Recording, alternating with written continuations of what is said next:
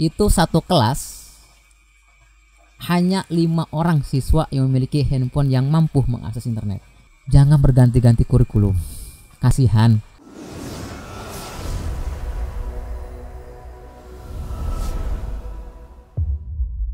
Assalamualaikum warahmatullahi wabarakatuh. Halo teman-teman semuanya, kembali lagi di Be Heritage Channel dengan program podcast Bukan Sekedar Obrolan.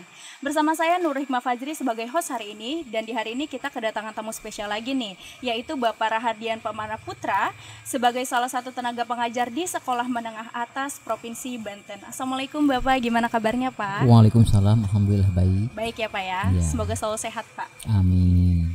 Teman-teman semuanya, hari ini kita akan ngobrol mengenai pendidikan di masa pandemi. Komisi Perlindungan Anak Indonesia atau KPAI baru-baru ini menerima sekitar 200-an pengaduan terkait kegiatan belajar mengajar di rumah selama pandemi virus corona. Salah satu soal yang diadukan adalah proses belajar mengajar yang tidak berjalan dua arah antara murid dan guru. Masih banyak guru yang mengaku bingung mengelola pembelajaran jarak jauh. Ragam media yang ada juga tidak dimanfaatkan sebagai alternatif belajar. Di sisi lain, sebagian siswa dengan orang tua berpenghasilan harian dan terkendala biaya kuota, serta tidak semua keluarga memiliki gawai. Bapak, saya ingin bertanya nih Pak, bagaimana proses kegiatan belajar mengajar selama pandemi COVID ini Pak? Bagaimana teknis pelaksanaannya di sekolah Bapak? Untuk di sekolah saya kebetulan kita melakukan 2 sistem pembelajaran, yang pertama daring, yang kedua luring, karena dikembalikan kepada kesiapan masing-masing guru. Karena kita semua tahu tidak semua guru di setiap sekolah itu usianya muda atau usianya mungkin masih mampu. Karena masih ada beberapa guru di beberapa sekolah, masuk sekolah saya pun usianya di atas 40 tahun yang mungkin tidak siap untuk melakukan daring. Akhirnya lebih memilih untuk luring. Mereka keliling ke tiap-tiap rumah, tempat di mana bisa dijadikan tempat pertemuan dengan siswanya. Apakah ada jadwal tersendiri Pak pada saat kegiatan belajar pengajar diadakan secara luring? Iya, ada. Artinya di setiap kelas nanti akan dibagi sistem zona. Katakan contoh berapa siswa, zona di tempat tinggalnya berdekatan, nanti ada hari apa waktunya. Begitupun nanti di zona yang mana lagi. Kalau untuk daring, jelas kita menggunakan sistem online. Apakah ada perbedaan yang sangat besar gitu Pak pada saat pembelajaran diadakan daring dan luring di masa pandemi ini Pak?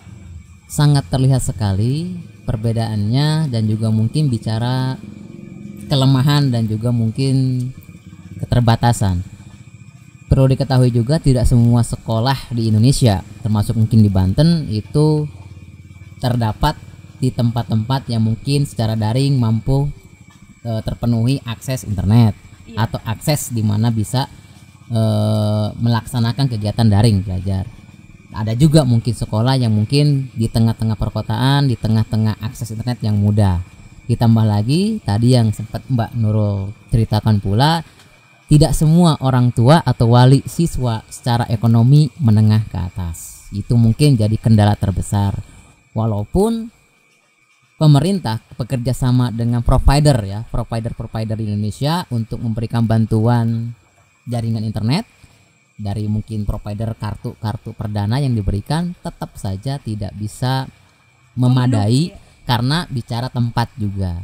Jaringan yang akan menjadi satu kendala.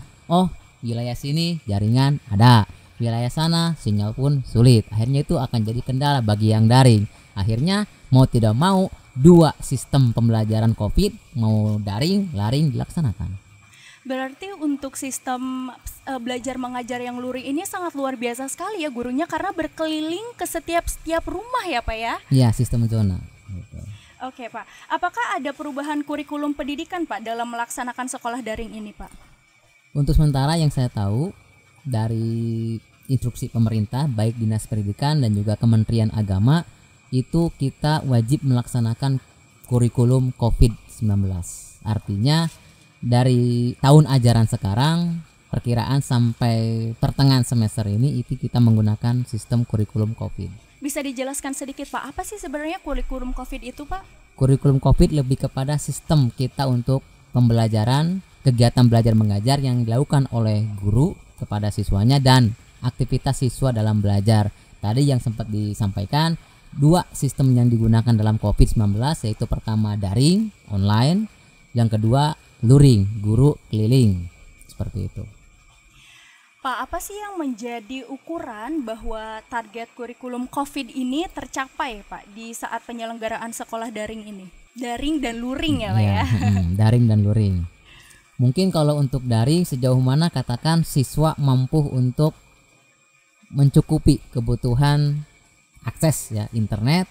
Yang kedua mungkin orang tua khususnya mampu untuk mencukupi kebutuhan si anak dalam hal alat telekomunikasi yang bisa internet, handphone tentunya. Tidak semua siswa di satu kelas atau di satu sekolah mampu. Kita ambil contoh, mungkin saya ambil cerita dari teman saya yang juga seorang pengajar di pelosok ya, mohon maaf. Itu satu kelas hanya 5 orang siswa yang memiliki handphone yang mampu mengakses internet. Sisanya tidak ada. Itu mungkin akan jadi kendala. Itu mungkin di sekolah teman saya sempat cerita, berbagi cerita. Di sekolah saya 50-50, tapi mungkin lebih banyak yang luring akhirnya daripada yang daring. Jadi saya pun pribadi lebih banyak melaksanakan kegiatan belajar luring karena memang hampir 65% siswa saya itu bukan tidak bisa internet, bukan tidak mampu punya handphone, tapi daya pemahamannya, daya cermat mereka untuk memahami materi ketika daring lebih sulit karena mungkin membaca atau mungkin bahan-bahan bacaan pun itu akan jadi kendala gitu. Tapi di sekolah Bapak ada guru yang melakukan proses belajar mengajar secara daring juga kan Pak ya? Ada. Nah Pak, apakah proses mengajar daring ini pastinya diberikan tugas ya Pak ya oleh gurunya? Teknis untuk pemberian tugasnya itu seperti apa sih Pak? Karena saya pribadi ya Pak ya, saat pandemi ini mulai ada, saya sudah tidak sekolah nih. Jadi saya tidak mengalami Pak. Jadi saya pengen tahu nih Pak, seperti apa sih Pak? Dari kiat-kiat pemerintah memberikan akses, memberikan kemudahan untuk belajar daring ini kerjasama dengan Google ya, setahu saya kerjasama dengan Google menciptakan akses web atau akses ruangan seperti Classroom atau Google Form itu untuk bisa dilakukan kegiatan belajar bagi guru yang siap untuk daring dan siswa juga yang siap untuk daring. Jadi sistem daringnya itu melalui akses Google Form atau Classroom. Tapi yang paling sederhananya, yang paling mungkin bisa dilaksanakan ketika kegiatan daring di setiap sekolah, saya rasa hampir semua sekolah itu pasti menggunakan sistem media sosial seperti WhatsApp atau Telegram. Itu yang paling mudah gitu. Karena mungkin kuota juga lebih minim ya Pak ya untuk WA dan Telegram itu ya Pak ya. Tidak banyak menguras kuota ya Pak ya. Kalau mungkin saya menambahkan kalau untuk masalah kendala di siswa, ketika mungkin pemerintah juga memberikan bantuan melalui provider yang akses jaringan belajar seperti bisa mengakses Google Form, bisa mengakses Classroom. Yang tadi saya bilang, anak atau siswa kadang-kala sulit untuk memahami atau sulit untuk melaksanakan atau mengikuti sistem pembelajaran daring menggunakan Google Form atau Classroom karena tadi itu mereka atau anak sekarang, siswa sekarang lebih senangnya media sosial, maaf ya. Gitu. Jadi pemahaman dari siswanya yang sebenarnya harus kita tekankan ya Pak ya, pada saat masa dari pandemi siswa ini. Nah Pak, apa persiapan dari guru-guru di sekolah Bapak untuk proses belajar mengajar baik daring maupun luring Pak? Yang pastinya memang untuk luring ini kan kita berkeliling ke sekolah-sekolah, kita harus membawa bahan ajar. Seperti apa Pak persiapannya? Kalau untuk di sekolah saya khusus pribadi, bagi guru yang siap luring atau yang bisa luring, kita mungkin sebelum melaksanakan kegiatan belajar sesuai jadwal, kita mempersiapkan materi ajar baik dari buku-buku materi dan juga mungkin buku-buku materi yang disiapkan oleh murid juga yang diberikan kepada murid. Kita akan siapkan nanti ketika di pertemuan sistem luring, di zona pertemuan siswa, kita mengajar seperti biasa, seperti kita di kelas, hanya bedanya kita mungkin di ruangan lain atau di ruangan terbuka, tapi tetap ketika belajar kita sama seperti halnya di kelas. Yang membedakan juga kita lebih banyak memberikan tugas kepada anak akhirnya, agar waktu belajar itu juga tidak seperti halnya belajar normal, karena kita juga menjaga protokol jarak yang mungkin tidak lebih dari 1 meter maksimalnya, terus juga menggunakan masker atau mungkin pelindung agar kita ketika luring pun tidak sampai terindikasi terkena COVID seperti itu. Berbicara tentang proses belajar mengajar ya Pak ya, guru itu diwajibkan untuk kreatif Pak dalam menjelaskan materi kepada siswa, apalagi di masa pandemi ini ada sistem daring ya Pak ya, yang pastinya murid itu merasa bosan sekali mendengarkan guru berbicara, hanya mendengarkan saja gitu ya Pak ya. Tolong berikan dong Pak satu aja kreativitas guru untuk daring Pak. Bagaimana kreativitas guru saat mengajar pada saat daring sehingga siswa itu paham akan materi yang diajarkan? Kecenderungan biasanya guru yang siap daring sebelum melakukan kegiatan daring, mereka memberikan petunjuk, memberikan clue, baik mungkin dari buku paket yang diberikan kepada siswa atau mungkin materi yang wajib siswa baca dulu atau siswa pelajari sebelum melaksanakan kegiatan daring. Setelah itu biasanya si guru-guru yang siap daring itu kecenderungannya diawali dengan bertanya dulu. Setelah bertanya, dilihat respon dari siswa yang ikut daring itu apakah ada yang bisa menjawab atau langsung tanggap, bahkan mungkin akan menjadi bahan diskusi nanti ketika mereka bisa melaksanakan kegiatan daring. Di situ si guru bisa mengambil titik tengahnya dengan memberikan satu pemahaman, menjelaskan juga materi yang dikaitkan, materi yang diberikan itu lebih ke arah mana atau lebih seperti apa. Biasanya seperti itu. Karena saya pun seperti itu melaksanakannya. Ya Pak, tadi kan berbicara soal daring dan luring nih Pak ya. Saya masih penasaran nih Pak. Sebenarnya apakah ada klasifikasi tertentu gitu Pak untuk guru yang akhirnya ditugaskan untuk mengajar daring dan yang ditugaskan untuk mengajar luring Pak? Di setiap sekolah rata-rata kebanyakan mereka melihat usia, Mbak. Usia. Yang saya bilang tadi, tidak semua sekolah tenaga pengajarnya usianya seperti saya mungkin ya, usia di bawah 40. Masih ada saja guru yang usianya di atas 40 bahkan 50. Itu kadang yang usia 40 ke atas akan sulit memahami atau bahkan akan mengalami kesulitan dalam hal melaksanakan kegiatan daring karena untuk menggunakan alat telekomunikasi handphone pun mereka sulit. Itu yang akan jadi kendala. Makanya tiap-tiap sekolah biasanya lebih mengedepankan guru yang usia di atas 40 luring. Karena mereka sudah terbiasa tatap muka dengan siswa. Tapi bagi yang usia di bawah 40 atau mungkin seusia saya juga 30-an, karena saya juga sudah paham menggunakan alat telekomunikasi bahkan akses internet, ya saya juga dipercayakan untuk daring. Adakah program-program yang diberikan oleh Dinas Pendidikan kepada tenaga pengajar selama masa pandemi ini, Pak? Untuk Dinas Pendidikan saat ini yang pertama diberikan itu satu lebih kepada pembelajaran atau instruksi kepada guru-guru melalui media sosial, melalui Zoom meeting ya, karena tidak bisa bertemu langsung, untuk bagaimana caranya kita melaksanakan pembelajaran daring dengan Google Form, dengan Classroom yang sudah bekerjasama dengan pihak Google. Terus juga bagaimana Dinas Pendidikan memberikan pemahaman kepada guru-guru yang mungkin lebih bisa mengedepankan kegiatan luring, sistemnya luring bagaimana, cara melaksanakan kegiatan luring bagaimana, itu biasanya juga itu diberikan oleh Dinas Pendidikan instruksinya atau pembelajarannya, baik dari Dinas Pendidikan masing-masing wilayah. Dan juga terakhirnya mungkin bantuan dengan pemberian provider kartu yang mungkin untuk bisa dijadikan akses internet bagi yang daring. Itu. Berbicara soal ulangan nih Pak, ya. Apakah ulangan juga diadakan secara daring dan luring Pak? Untuk ulangan kemarin kita sudah UTS ya, ujian tengah semester. Itu sekolah saya melaksanakannya secara daring. Daring semua ya Pak ya? Hanya bagi guru yang usianya atas 40 yang luring itu dibantu oleh operator atau oleh guru yang bisa daring untuk mengetik atau mempersiapkan lah soal-soalnya dibuat daring.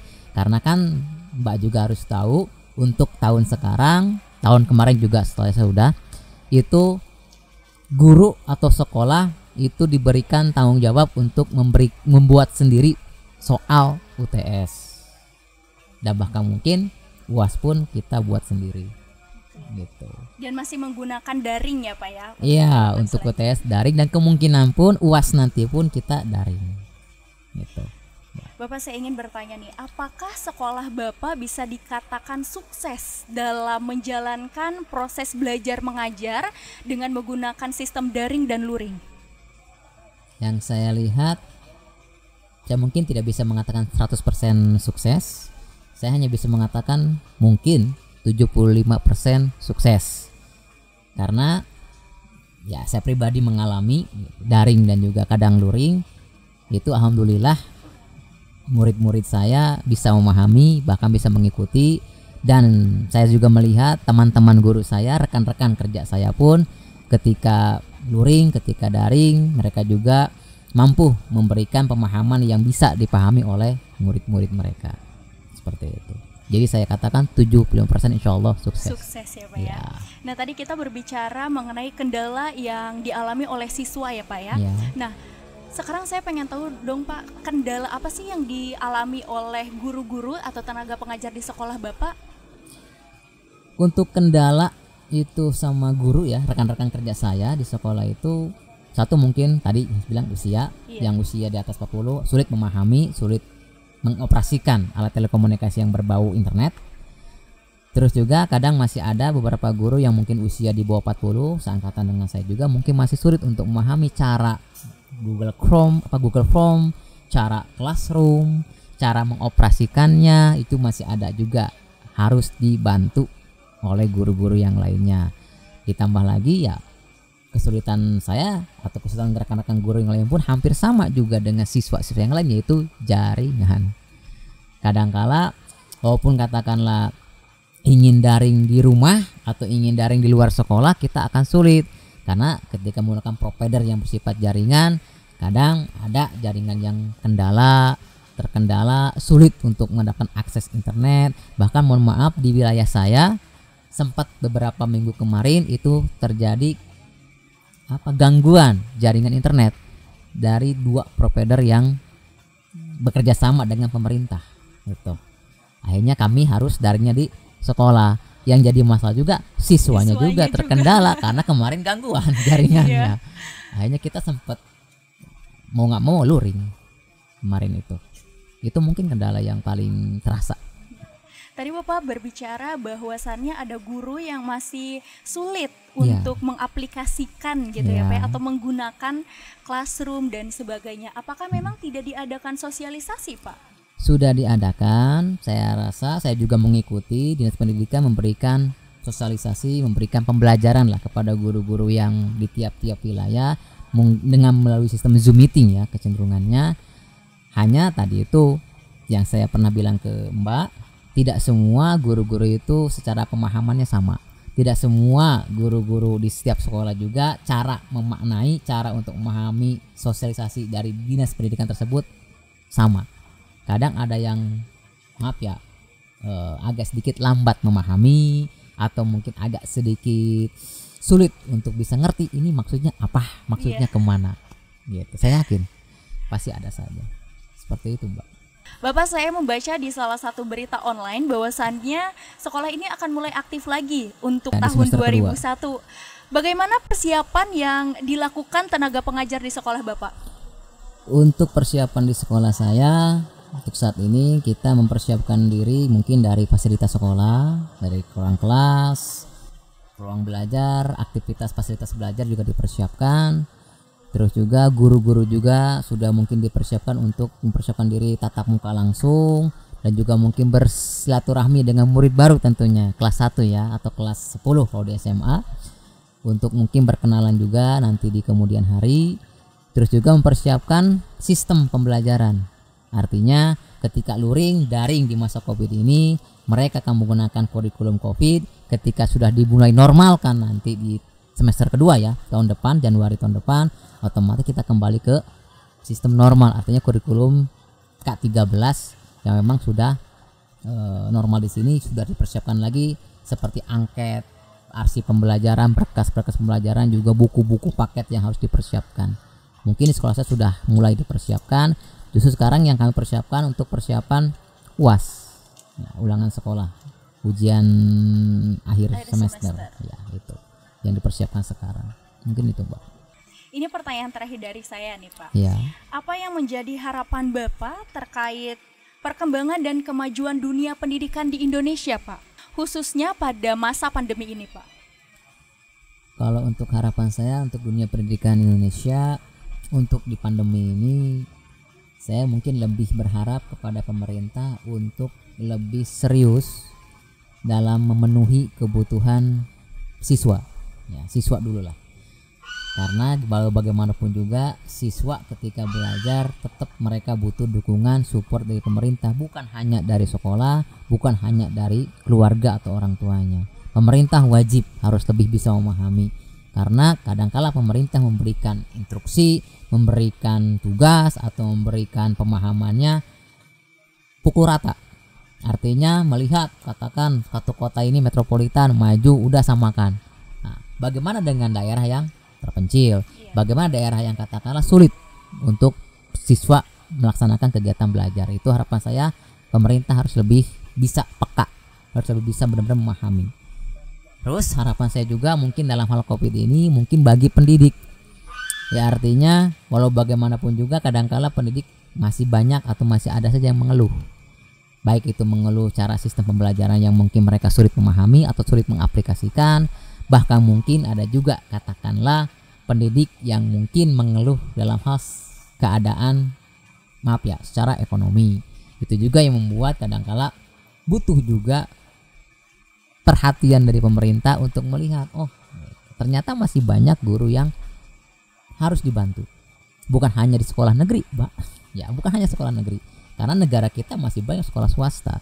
Betul. Dan mohon maaf, sekolah swasta kan biaya sendiri, mandiri, tidak semua sekolah swasta secara ekonomi menengah ke atas. Kecenderungan kebanyakan di negara kita sekolah swasta menengah ke bawah, dan itu yang harus jadi perhatian pemerintah. Harapan saya pemerintah mampu untuk peka dan melihat masih banyak guru-guru yang mengabdi di sekolah swasta yang memang harus dimaksimalkan lah kesejahteraannya. Harapan saya mungkin jika seandainya pandemi ini selesai atau pandemi ini berakhir, mohon kepada pemerintah baik dinas pendidikan atau bahkan Kementerian Agama yang membawahi madrasah, jangan berganti-ganti kurikulum. Kasihan mungkin tenaga pengajar muter-muter kepala lagi, berpikir lagi untuk menyesuaikan dengan kurikulum yang dirubah-rubah. Bahkan siswa pun akan sulit ketika harus berganti-ganti kurikulum. Baru 2 tahun berjalan kurikulum berganti lagi, baru 1 tahun berjalan kurikulum berganti lagi. Ya, saya harapkan kedepannya walaupun pemerintahan berganti siapapun atau pemerintahannya menteri pendidikannya berganti, ya mohon kurikulum jangan mudah berganti gitu, disesuaikan saja. Kasihanlah kami, kasihanlah siswa juga untuk memahami kurikulum berganti-ganti gitu, Mbak. Semoga harapannya tercapai ya Pak ya. Amin. Oke teman-teman semuanya, obrolan kita kali ini sudah selesai. Terima kasih untuk Bapak Rahardian yang sudah menyempatkan waktunya. Terima kasih Bapak. Iya, Mbak. Terima kasih juga untuk teman-teman semuanya yang sudah menonton podcast kita kali ini. Jangan lupa untuk like, comment, subscribe, dan share video ini ke seluruh media sosial yang kalian punya. Pendidikan adalah senjata paling mematikan di dunia. Karena dengan pendidikan, Anda dapat mengubah dunia. Nelson Mandela. Sakitu nukapihatur, hampura nukasun, hatur nuhun, rahayu dulur. Stay safe dan sampai jumpa lagi. Assalamualaikum warahmatullahi wabarakatuh.